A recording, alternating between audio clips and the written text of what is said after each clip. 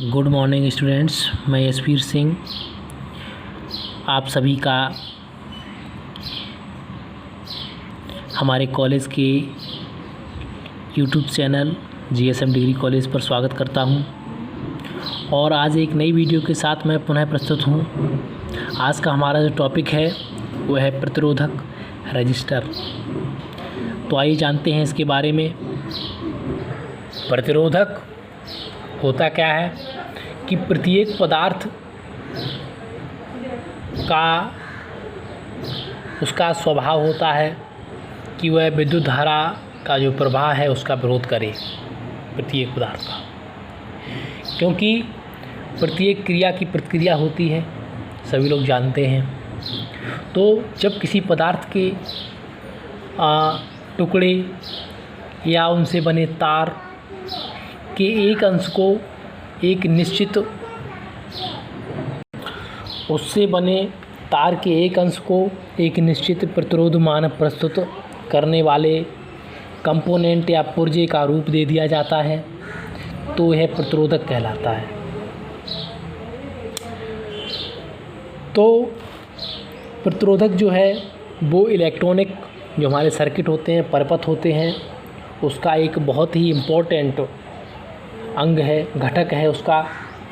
और अनेक प्रकार के जो इलेक्ट्रिकल सर्किट होते हैं, वैद्युतिक परपथ होते हैं, उनमें जो रजिस्टर है या प्रतिरोधक है, इसका प्रयोग जो है बहुत अधिक होता है। जैसे फ़ैन रेगुलेटर आपने देखा होगा, घरों में फ़ैन रेगुलेटर एक लगा रहता है। इससे क्या होता है कि इससे जो हमारा पंखा है उसकी स्पीड यहाँ से हम कंट्रोल करते हैं, कम या ज़्यादा इसकी स्पीड करते हैं। तो ये फ़ैन रेगुलेटर में भी क्या लगा होता है, प्रतिरोधक लगा होता है। वो उस वोल्टेज को क्या करता है, कम या ज़्यादा करके उसको देता है। तो या हम बात करें डीसी जनरेटर का, जो वोल्टेज रेगुलेटर है वो फ्लोरोसेंट ट्यूब का डीसी परपथ होता है उसमें, या नियॉन टेस्टर, इन सभी में क्या है, प्रतिरोधक का प्रयोग किया जाता है। यह जो पुर्जा है किसी परपथ में आवश्यक मान का प्रतिरोध प्रस्तुत कर विद्युत धारा प्रवाह के मान को नियंत्रित करता है और फलतः क्या होता है, परिणाम स्वरूप वोल्टेज ड्रॉप पैदा करता है। तो मान लीजिए कोई सर्किट है, यहाँ पर कोई सर्किट लगा हुआ है, यहाँ पर एक फ़ैन लगा हुआ है, मान लीजिए एक फ़ैन लगा हुआ है और यहाँ पर हमने एक रेगुलेटर लगा दिया, दूसरा हमने यहाँ पर एक मोटर लगाई है, एक हमने यहाँ पे क्या लगाई है, एक मोटर लगाई हुई है, और इसका भी हमने एक यहाँ पर कोई रेगुलेटर या कंट्रोलर हमने यहाँ पे दे दिया है। होता क्या है कि जब हम इसकी स्पीड को कम या ज़्यादा करना चाहते हैं तो इसे हम रेगुलेटर को बढ़ाते हैं, इसकी स्पीड को कम या ज़्यादा करते हैं तो स्पीड पंखे की कम या ज़्यादा होने लगती है, या मोटर की भी स्पीड हम कम ज़्यादा इस रेगुलेटर के द्वारा कर सकते हैं। अब ये होता कैसे है, मान लीजिए कि इसे हम एक बल्ब में कनेक्ट कर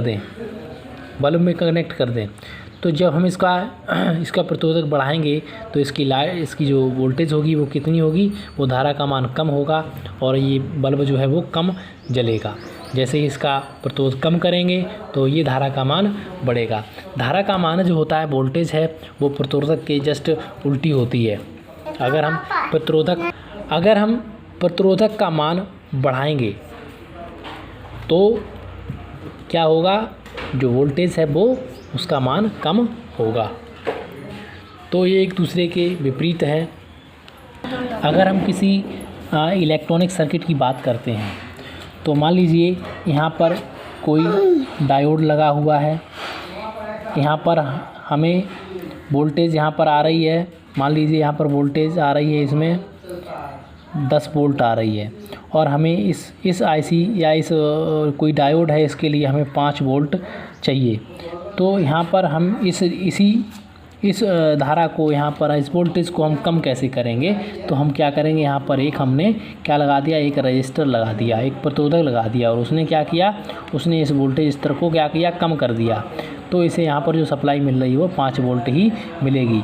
और इसका जो मान होगा वो मान इतना होगा कि ये केवल 5 वोल्ट सप्लाई को ही ब्लॉक करेगा, यानी वो इसकी सप्लाई को 5 वोल्ट कम करके और 5 वोल्ट ही इसको आगे बढ़ाएगा। तो यहाँ पर ये जो रजिस्टर है इसकी अपनी एक अहम भूमिका होती है। तो और ये बहुत ही उपयोगी पदार्थ है। जनरली जितने भी इलेक्ट्रॉनिक्स इंस्ट्रूमेंट्स होते हैं उनमें हम इस कंपोनेंट का प्रयोग करते हैं, हर हाल में करना ही पड़ेगा हमें। अब हम बात करेंगे टाइप्स ऑफ रजिस्टर या प्रतिरोधक के प्रकार। प्रतिरोधकों की जो किस्में होती हैं उसको कितनी किस्म का पाया जाता है।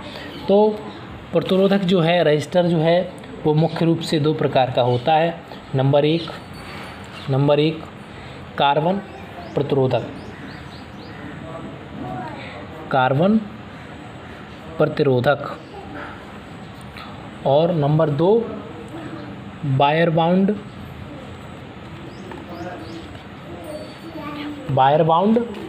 प्रतिरोधक।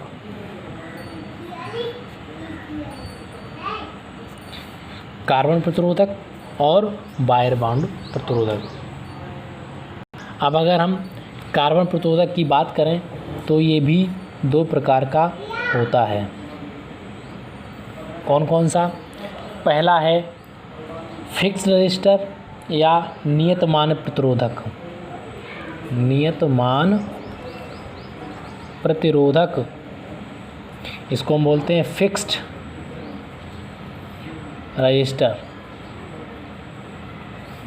यानी इसका जो मान होता है वो कैसा होता है? फिक्स होता है, नियत होता है।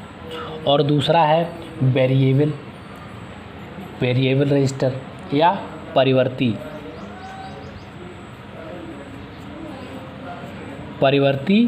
प्रतिरोधक,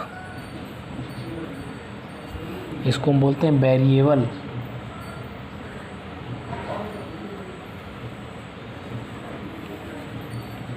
वेरिएबल रजिस्टर।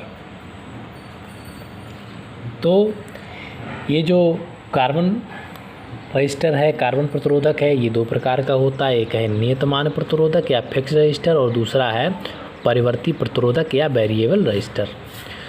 अब अगर हम बात करें वायर बाउंड प्रतिरोधक की, तो वायर बाउंड प्रतिरोधक है, ये भी 2 प्रकार का होता है और ये भी सेम यही प्रकार हैं इसके।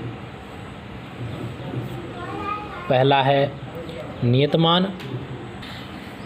नियतमान प्रतिरोधक फिक्स रजिस्टर और दूसरा परिवर्ती प्रतिरोधक या वेरिएबल रजिस्टर।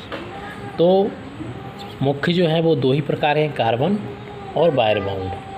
इनके जो अन्य 2 प्रकार के हैं वो सेम है, नियतमान और परिवर्ती। तो ये दोनों में ही हैं अलग अलग। तो हम जान लेते हैं कि कार्बन प्रतिरोधक और वायर बाउंड प्रतिरोधक में अंतर क्या है। तो हम जान लेते हैं सबसे पहले कार्बन प्रतिरोधक के बारे में।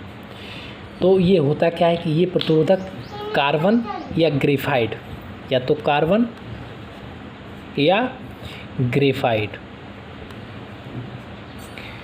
ये जो कार्बन है या ग्रेफाइट है इसके जो महीन चूड़ है या तो उसका ये जो है उसका प्रयुक्त करके जो है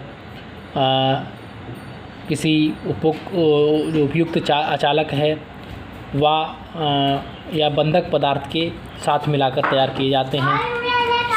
कार्बन प्रतिरोधक जो है वो कार्बन या ग्रेफाइट के महीन चूड़ को किसी उपयुक्त अचालक व बंधक पदार्थ के साथ मिलाकर तैयार किए जाते हैं। और अगर हम बात करें वायर बाउंड जो प्रतिरोधक है, अगर हम इसकी बात करते हैं तो ये प्रतिरोधक यूरेका, किसका? यूरेका या मैग्नीन, यूरेका या मैग्नीन जो है इनको जो है मिश्र धातु बना करके एक महीन या नंगे तार को चीनी मिट्टी, सेरेमिक या बेकेलाइट से बने पाइप या सीट पर लपेट कर तैयार किए जाते हैं। इनकी विद्युत धारा वहन क्षमता जो होती है वो कार्बन प्रतिरोधों की क्षमता से अधिक होती है। और ये भी जैसे 2 प्रकार के होते हैं, हमने बात की थी नियतमान और परिवर्ती।